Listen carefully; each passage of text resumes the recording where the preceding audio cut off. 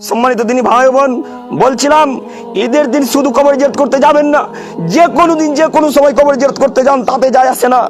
ঈদের দিন শুধু সকালে কবর জিয়ারত করে কি লাভ? বাপ দিন রাত আশা করে থাকে আমার বেটা কখন আসবে আমার কবরের কাছে।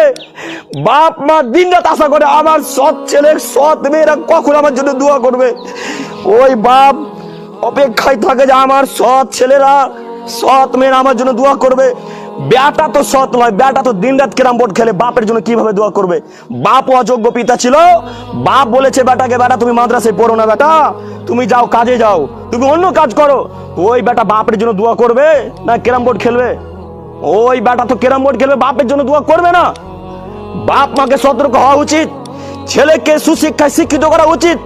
আপনি মরার পর যেন আপনার ছেলে মেয়ে আপনার জন্য কান্না করতে পারে, কবরের কাছে গিয়ে একবার বলতে পারে দুই হাত তুলে, আল্লাহ আমার বাপ মানুষ ছিল, সাধারণ মানুষ, আল্লাহ অতএব তোমার বাপকে ক্ষমা করো। এই বাক্যটুকু তো বলতে পারি, আরবি বাক্য মনে নেই, তাতে কি আছে? সম্মানিত দিনী ভাই বোন, কথা অনেক আছে কিন্তু সময় অতীব কম, তাই দিনী ভাইদেরকে বলতে চাইছি, ইমাম সাহেব ভাড়া করবেন না আজকের পর থেকে। ইমাম সাহেব ভাড়া করা লাগে না, ইমাম সাহেব হুজুর সাহেব ভাড়া করা লাগে না।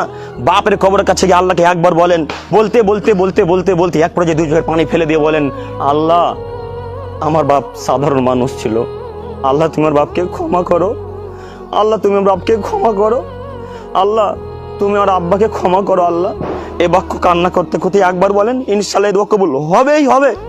আর ওই ইমাম সাহেব যদি দিন রাত কান্নাকাটি করে আর বলে আল্লাহ তোমার ওর বাপকে ক্ষমা করো, তবে এই দোয়া কবুল হতেও পারে, নাও হতে পারে।